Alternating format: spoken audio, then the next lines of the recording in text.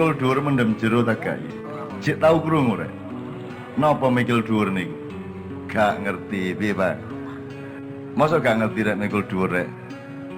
Mikul dhuwur mendem jero. Udah ndak ngerti? Lah piye iki Sunan Kalijaga sing gawe ya? Masa sampean gak ngerti mikul dhuwur iki lho kan karo bapakmu ibumu rumah tangga.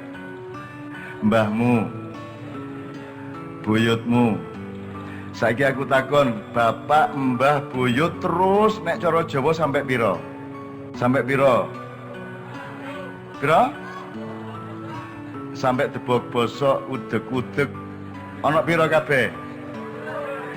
18. Jadi dari anak bapak terus mendukur sampai pengisor iku 18. Dan itu prestasi peradaban yang tidak bisa dicapai oleh bangsa manapun di dunia kecuali bangsa Jawa. Jadi mikul dhuwur itu artinya kon kudu ro asal usulmu, ojo langsung Nabi Adam tok. Ancen nenek turun Nabi Adam mosok langsung Nabi Adam ngono iya ancen rek. Tapi kita mikul dhuwur ngerti asal usulmu tekan ndi ya, mengerti Tuban itu dulu bagaimana. Sehingga faltandur nafsum ma qaddamat liqad, wahai manusia engkau wahai orang yang beriman, lihatlah ke depan, kata Allah di surat Al-Hasyr.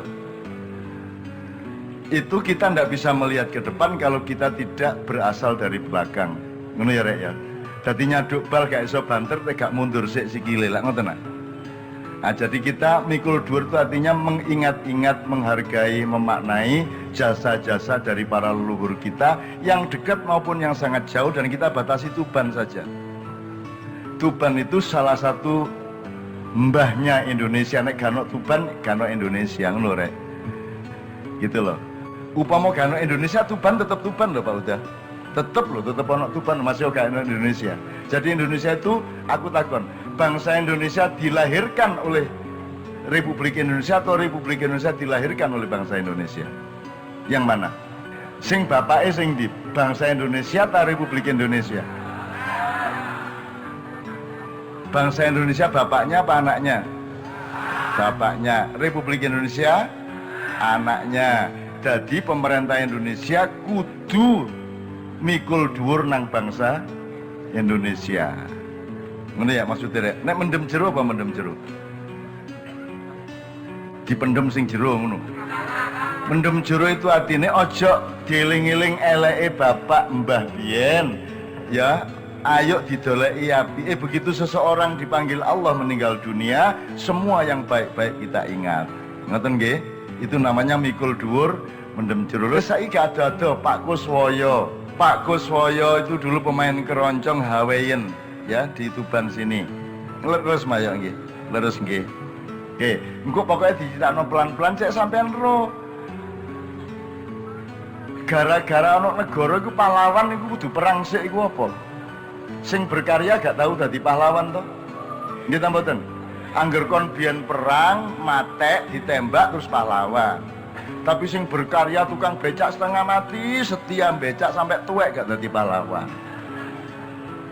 Nek ana wong gedhe profesor numpak sepeda ngono dimuat di koran, lah sing nggawa rengkek numpak sepeda ket enom sampai tuwek gak tau mlebu koran. Gitu ya. Jadi menurut saya Kus Plus adalah pahlawan Tuban. Ngono rek. Pahlawan itu gak ngenteni mate. Ya saiki ya pahlawan. Pahlawan adalah orang yang jasanya sangat besar. Tidak ada komponis, tidak ada pencipta lagu seluruh dunia yang karyanya jumlah maupun popularitasnya melebihi Mas Tony Kuswoyo, Mas Nomo Kuswoyo, Mas Yon Kuswoyo sama Mas Yok Kuswoyo. Aku karo Kiai Kanjeng iki ketoke kaya ngene iki nang ndi tapi gawe lagu iku paling pol ya mek 30 ya. Mulai iki lagune sampean lho, sak dulur wong papat iki lagune 923. Dadi ku gawe lagu bendino gak kok berabi. Gitu mboten. Lah 923 iku lho, kadek populer kabeh, ya ta gak? Wis sampean masih gak tahu Kus Plus zaman biyen rego conjik 6 tapi mesti ora artine. Mesti tahu krungu-krungu gitu mboten. Wis misale apa wis sing kon apal? Diana, Diana kekasihku. Siji apa meneh? Kolam susu sih, engko dinyekno Kiai Kanjeng untuk lagu pertama. Apa meneh? Nusantara, apa meneh? Ke Jakarta aku. Loh, apal? Ya apa? Loh, apal majalah arek enom terus nyanyi-nyanyi ngono ingin sing bujangan. Apa susahnya? Loh, apal lho? Ya toh, kemana-mana.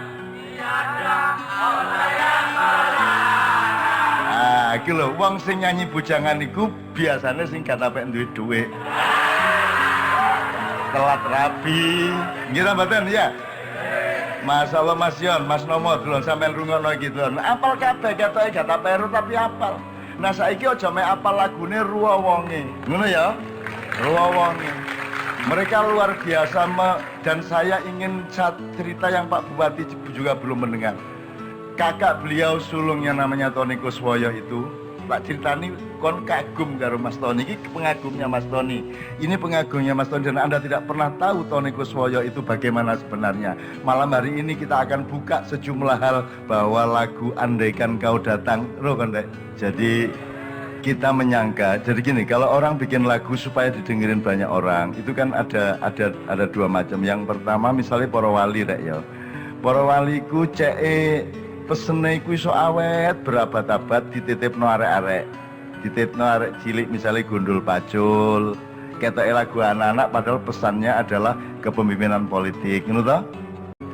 Apa meneh liyane jajal nek Jawa ya sadurunge kita ke Andaikan Kau Datang. Apalagi ilir-ilir. Rumangsane lagune arek cilik padahal dia pesan yang luar biasa. Apalagi jublak-jublak suweng.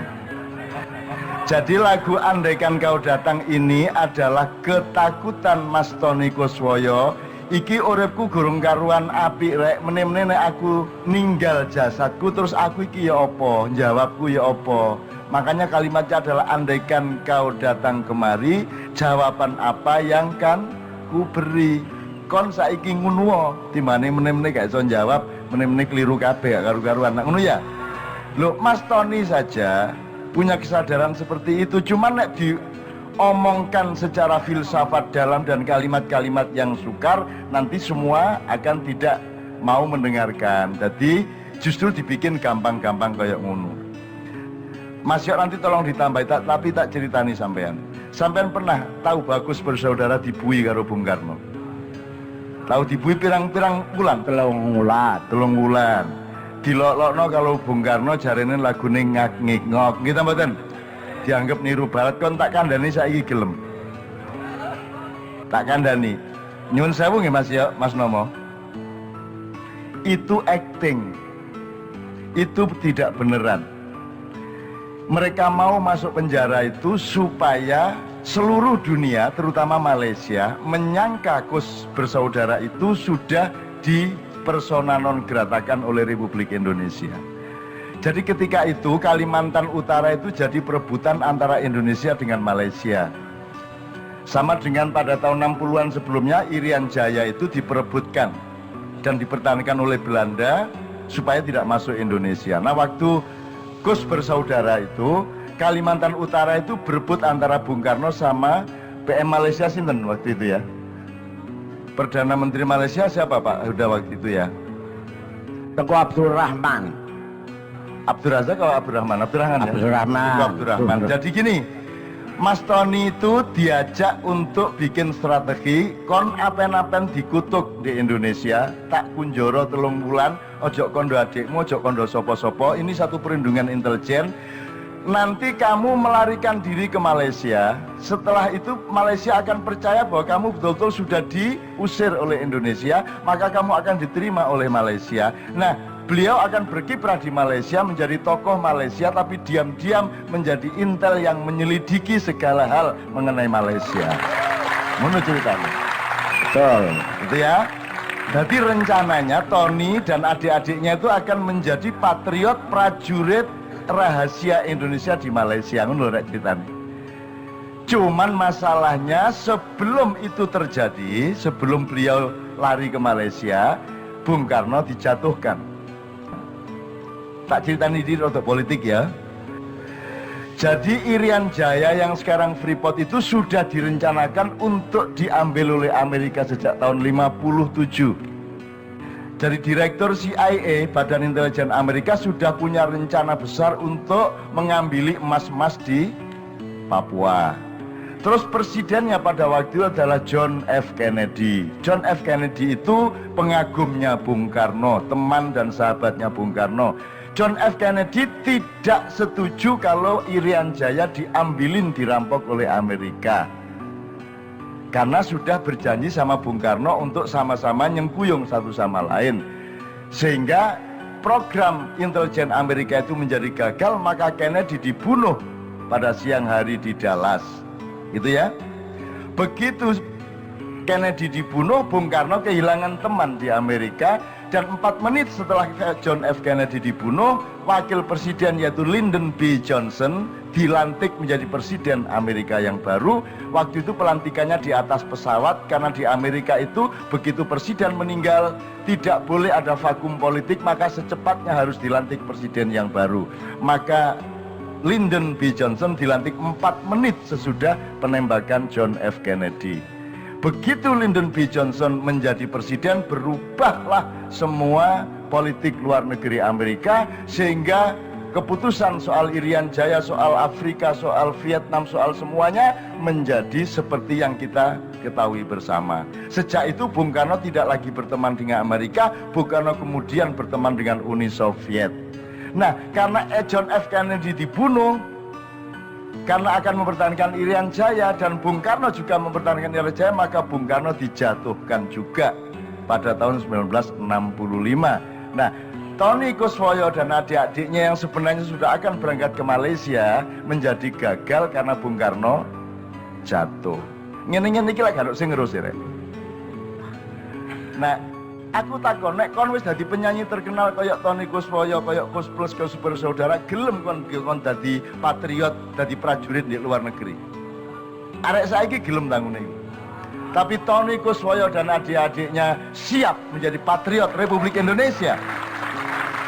Mengorbankan karirnya, gelem dibui, gelem dielek-elek di koran kayak Bung Karno iku benci betul sama mereka. Padahal tidak sebenarnya. Dan itu saya sampai hari ini kagum luar biasa kepada Mas Tony, Mas Nomo, Mas Yon sama Mas Yok. Dan itu yang menyebabkan saya minta kepada Pak Fathul Huda, Pak mbok tolong aku nang Tuban kali ini, aku dibarengno di panggung karo Mas Nomo, karo Mas Yon, karo Mas Yok.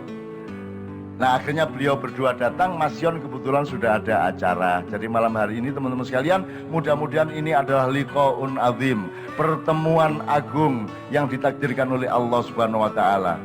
Hadirnya beliau berdua bukan hanya supaya Anda menghargai Kus Plus dan Pak Kuswoyo, tapi juga supaya Anda semua memiliki kesadaran terhadap leluhur-leluhur kita, pahlawan-pahlawan Tuban, dan sesepuh-sepuh tanah Jawa yang semuanya sebenarnya pintunya adalah Tuban. Ngoten nggih? Oke. Jadi sekali lagi tepuk tangan untuk Mas Nomo sama Mas Yok.